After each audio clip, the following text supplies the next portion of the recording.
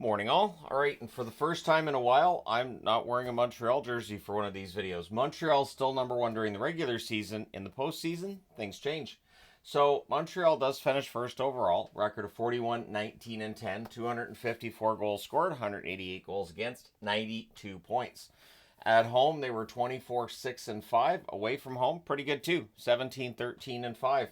Whereas the Toronto Maple Leafs finished 2 points back, 90 points overall, 39, 19, and 12 record, 234 goals scored, 176 goals against. There's a large chasm between second and third where Chicago resides. They make up for it in the playoffs. They finished with 75 points, a record of 29, 24, and 17, 198 goals scored, 180 goals against, a record at home of 26 and 9. I don't think I gave the home and away of Toronto, so I could do that. 21, 6, and 8 at home for Toronto. Away from home, Chicago 9, 18, and 8.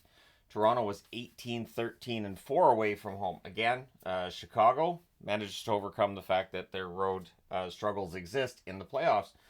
Detroit 25, 29, and 16. So below 500, 66 points, 195 goals scored, 215 goals against. 15, 13, and 7 at home, 10, 16, and 9 away from home.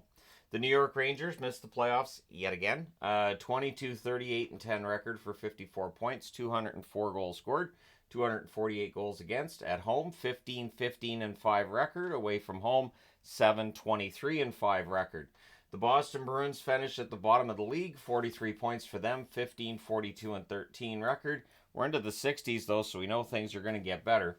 176 goals scored, 254 goals against. At home, they were 13, 17, and 5. Away from home, 225 and 8. So the Rangers were 7, 23, and 5 away from home, and 15, 15, and 5 at home. Yeah, but Boston, 2 wins on the road all season out of 35 road games.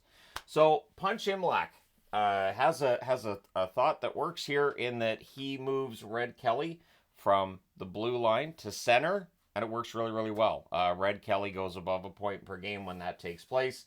And, of course, Toronto ends up almost finishing first overall in the NHL. Andy Bathgate and Stan Mikita are credited as the first 2 National Hockey League players to try curving their sticks. Bobby Hull would pick it up soon after, and it became a way to increase scoring in the NHL. Up until then, all flat blades.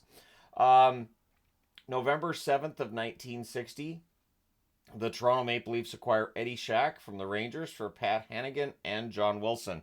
Eddie Shack would be a key player for those Maple Leafs of the 60s.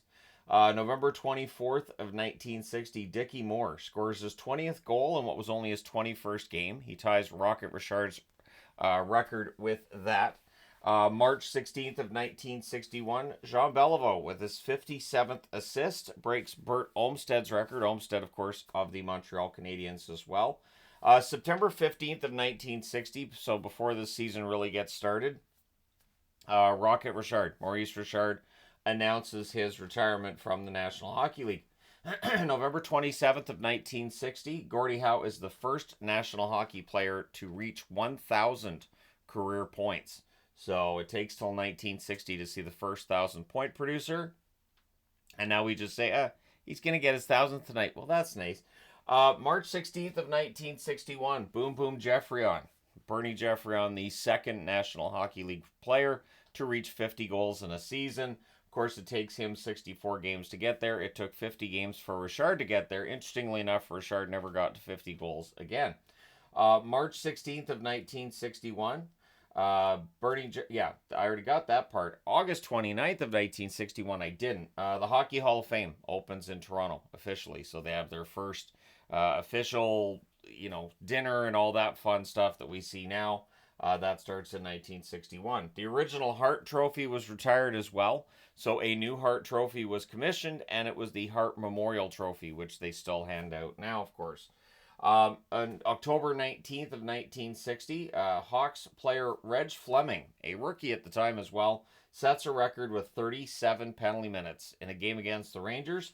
The Rangers won the game 2-0. Reg Fleming did everything he could do outside of, the goals and the assist part. But from a fighting perspective, he's there to try to help Chicago win the game.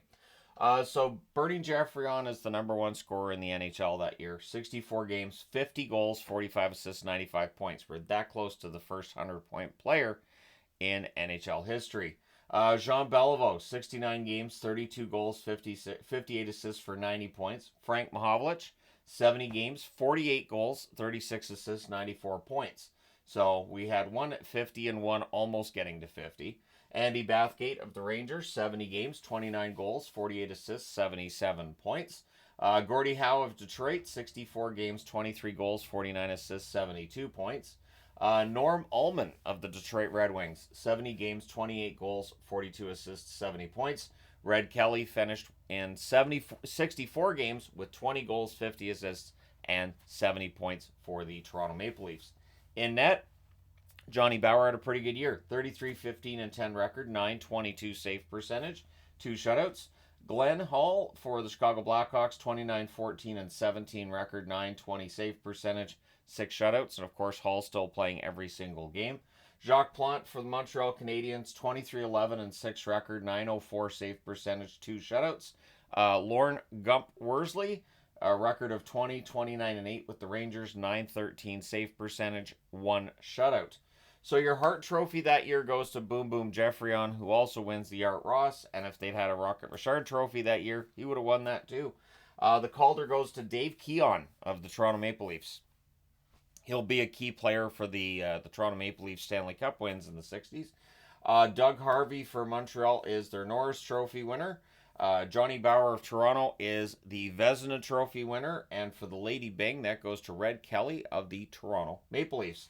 So the All-Stars in the NHL at season's end, Jean Beliveau is the first team center. The second team center is Henri Richard. On the right side, Bernie Boom Boom Geoffrion's the first team All-Star. Gordie Howe of Detroit is second team. On the left side, Frank Mahovlich of Toronto is the first team All-Star. Dickie Moore of Montreal is the second team All-Star. On the blue line, Doug Harvey of Montreal and Marcel Pronovost of the Detroit Red Wings are your first team All-Stars.